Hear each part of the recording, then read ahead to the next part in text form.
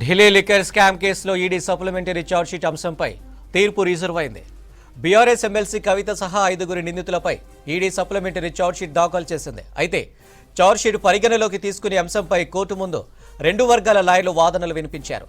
ఇరువురి వాదనలు విన్న CBI special court judge Kaveri Baweja తీర్పును ఈ నెల 29కి వాయిదా వేశారు. మరోవైపు ఈ నెల 28న ఢిల్లీ సీఎం అరవింద్ కేజ్రీవాల్ పై దాఖలైన సప్లిమెంటరీ ఛార్జ్షీట్ పైన వాదనలు మొదలు కానున్నాయి. కవిత కేసులో ఈడీ సప్లిమెంటరీ ఛార్జ్షీట్ పై తీర్పు రిజర్వ్కు సంబంధించి మరిన్ని డీటెయిల్స్ మదారు ఢిల్లీ నుంచి లైవ్లో అందిస్తారు. మదార్, అప్డేట్స్ ఏంటి?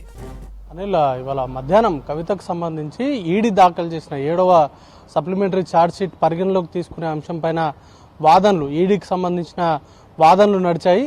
దాంట్లో భాగంగా నిన్నటి కంటిన్యూషన్, నిన్న ప్రిన్స్ కుమార్కు సంబంధించి అభియోగాలు, ఆయన దగ్గర నుంచి ఎలాంటి సమాచారాన్ని సేకరించారు, ఆయన పాత్ర ఏంటి అనే దానిపైన నిన్న వాదనలు నడిచాయి. ముఖ్యంగా ఆయన గోవాకు సంబంధించి కాంతిలాల్ అనేటువంటి హవాలా ఆపరేటర్ ద్వారా సుమారు 16 లక్షల రూపాయలు ఆయనకు చేతులు మారాయి. అది కూడా 3 సిమ్ కార్డులు వాడాడు. దానికి సంబంధించిన వాట్సాప్ చాట్స్ కావచ్చు, లేకపోతే కాల్ రికార్డ్స్ అన్నింటినీ కూడా సేకరించామనేటువంటి అంశాన్ని నిన్న కోర్టు దృష్టికి తీసుకొచ్చారు. ఇక ఈరోజు మిగతా 4 నిందితులకు సంబంధించి అరవింద్ కుమార్, అలాగే చరణ్ ప్రీత్ సింగ్, మరొక నిందితుడికి సంబంధించిన అంశాలకు సంబంధించి ఈరోజు వారి పాత్రకు సంబంధించి ఈడీకి సంబంధించిన న్యాయవాదులు కోర్టు ముందు ఉంచారు. ముఖ్యంగా అరవింద్ కుమార్ ఆయనకు సంబంధించి ఇండియా హెడ్కి సంబంధించి మీడియా సంస్థలో పనిచేశారు. ఆయన కూడా ఈ డబ్బు మళ్లింపులో కీలకంగా వ్యవహరించారు.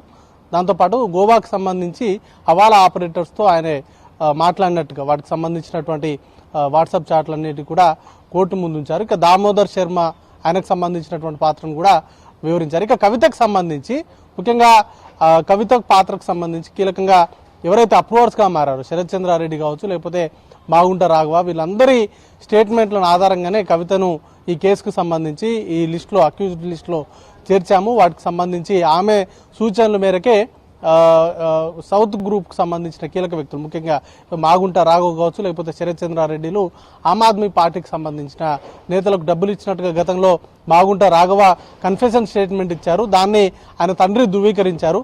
వాటికి సంబంధించి గతంలోనే ఆధారాలను కోర్టు ముందు ఉంచారు. సిబిఐ కావచ్చు, ఈడీ 2 కూడా ఈ కేసులో కవితకు సంబంధించి మాగుంట రాఘవతో గతంలో జరిపినటువంటి అంశాలకు సంబంధించి మీటింగ్స్ తాలూకు వివరాలు కావచ్చు, అలాగే కవిత సీఏగా ఉన్నటువంటి బుచ్చిబాబు, మాగుంట రాఘవ ఇద్దరి మధ్య జరిపినటువంటి వాట్సాప్ సంభాషణలను రిట్రీవ్ చేసుకుని వాటిని గతంలోనే కోర్టు ముందు ఉంచారు. ఇక ఈరోజు వాటికి సంబంధించిన అన్ని ఎవిడెన్స్ అనేది కూడా కోర్టు ముందు ఉంచారు. అయితే వాటిని పరిగణలోకి తీసుకోవాలా లేదా అనే దానిపైన తీర్పునైతే రిజర్వ్ చేశారు కావేరి బవేజా, న్యాయమూర్తి జడ్జి కావేరి బవేజా. ఈ నెల 29వ తారీఖున దాన్ని కాగ్నిజెన్స్లోకి తీసుకుంటారా లేదా అనే దానిపైన తీర్పు అనేది కూడా వెలువరించబోతున్నారు. ఇక ఈ నెల 28 నుంచి కేజ్రీవాల్ పైన 8వ ఛార్జ్షీట్ అనేది కూడా ఫైల్ చేసింది ఈడీ.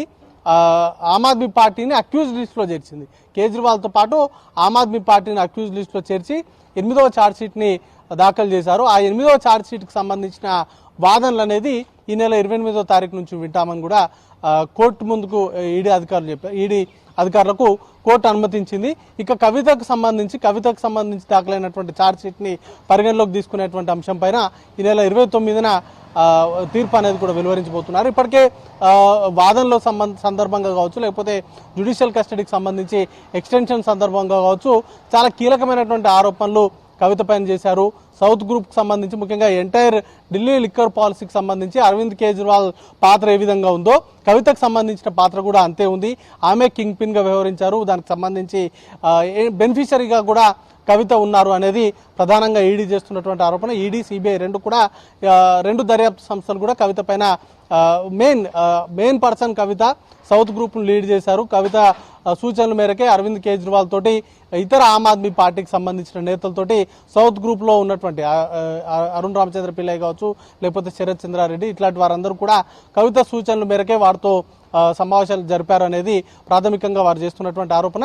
ఛార్జ్షీట్లో కూడా అప్రూవర్స్గా మారినటువంటి వ్యక్తులు ఇచ్చినటువంటి కన్ఫెషన్ స్టేట్మెంట్స్తో పాటు కొన్ని డాక్యుమెంట్స్కి సంబంధించి ఎవిడెన్స్ను కూడా రిట్రీవ్ చేశారు. వాటిని కూడా కోర్టు ముందు ఉంచారు. వాటిని పరిగణలోకి తీసుకునేటువంటి అంశం పైన ఈ నెల 29న తుది తీర్పు అన్నది కూడా వెలువరించేటువంటి అవకాశం ఉంది. Anil, right mother, thank you.